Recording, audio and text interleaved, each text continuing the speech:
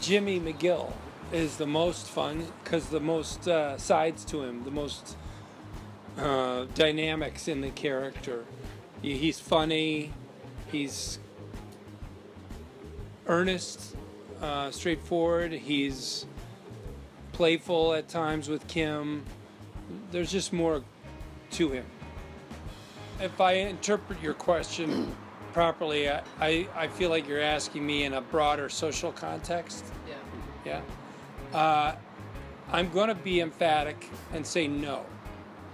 I feel like the complicated and somewhat chaotic scenario we find ourselves in, it certainly came years after this kind of show was developed, certainly with The Sopranos, a similar scenario, or themes, and the Mad Men and Breaking Bad obviously came before this time we find ourselves in.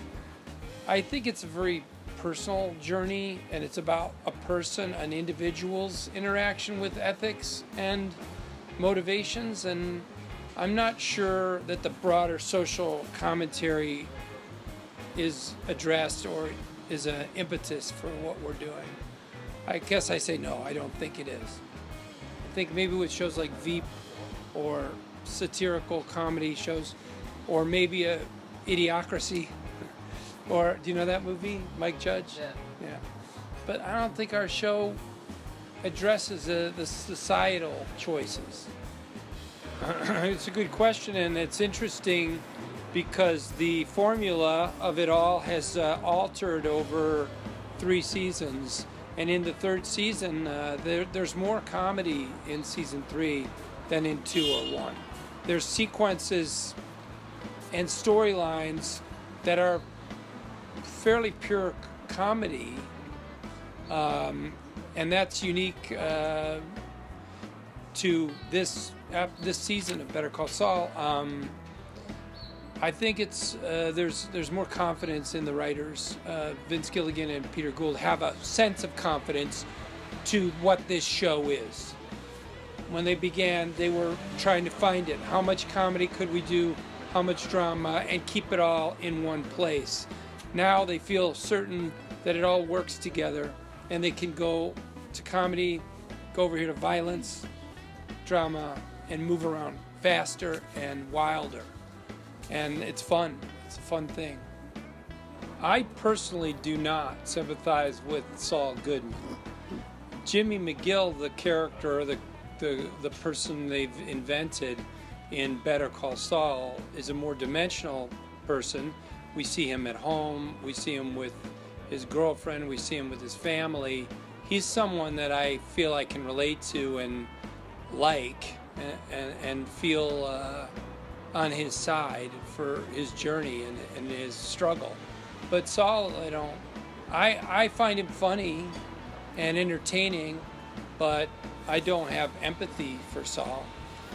But I don't know if other people do. I can't vouch for them. I would very much like to see what happens to that version of the character.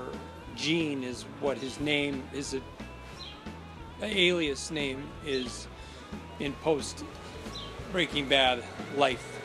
I would very much like to see it, and I know that Vince Gilligan and Peter Gould also want to see what happens to him. And I don't know if that means there's a whole season with him or 2 episodes or what, but I think it would have to be a substantial story. Yeah, Brian hasn't gone into specifics. I believe him when he says he's a fan of the show. I mean, he's a very straightforward, very earnest, and kind of he is an honest fella. We see each other fairly often at events, and he watches the show and likes it. And he also came and visited us on set this last season, because he has a lot of friends there among the creatives, but also among the crew.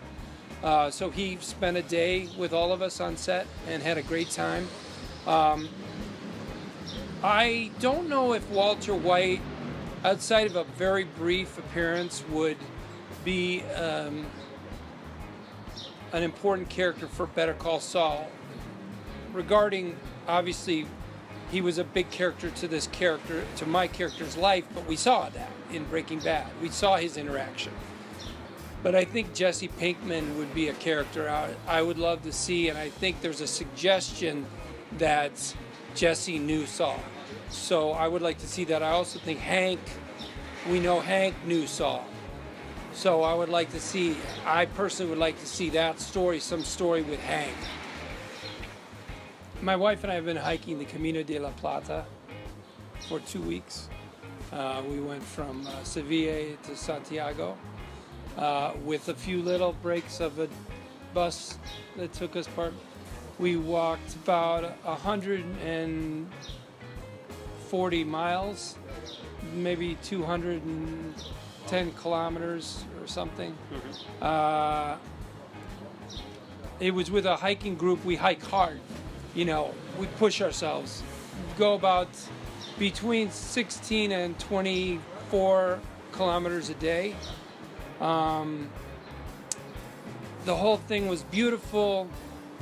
I can't really pick out my favorite city, but Salamanca was astounding. Merida, astounding. I think, Santiago is, I can't begin to do justice to these places because we didn't have enough time to spend in them. We would arrive around 3 in the afternoon, and then you would be very tired, rest, and then go out for the evening. Puebla de Sanabria, I loved so much. Cáceres.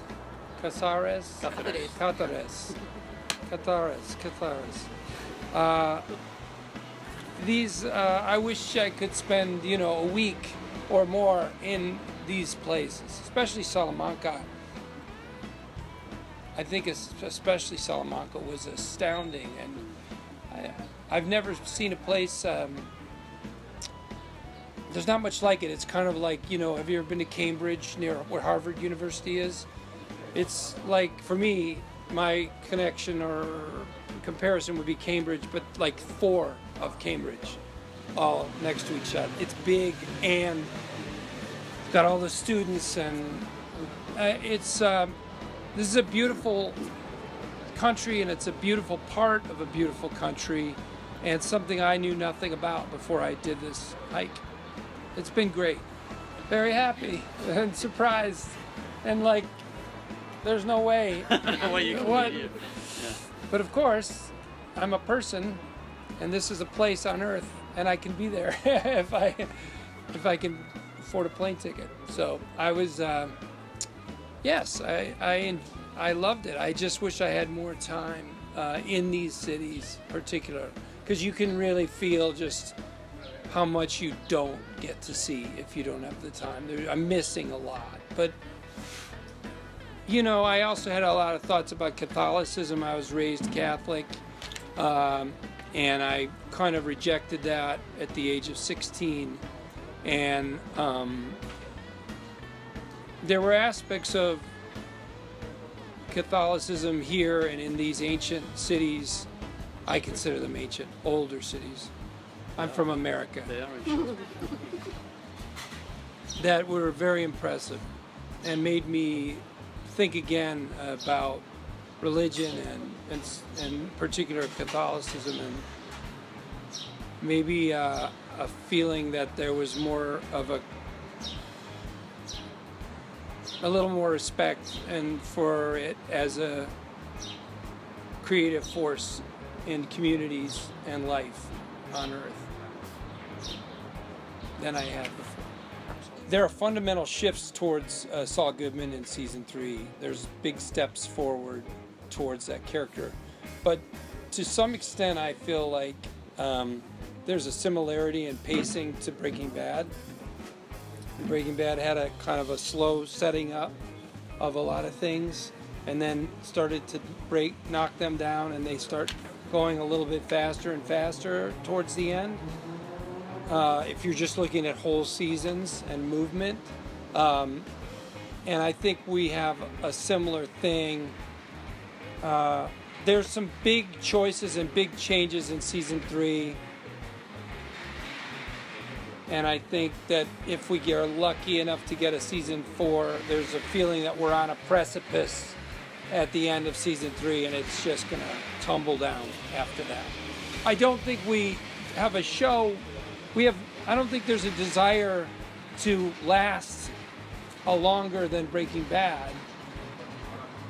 So we have a lot of story to tell, so it simply will have to go faster and faster at a certain point.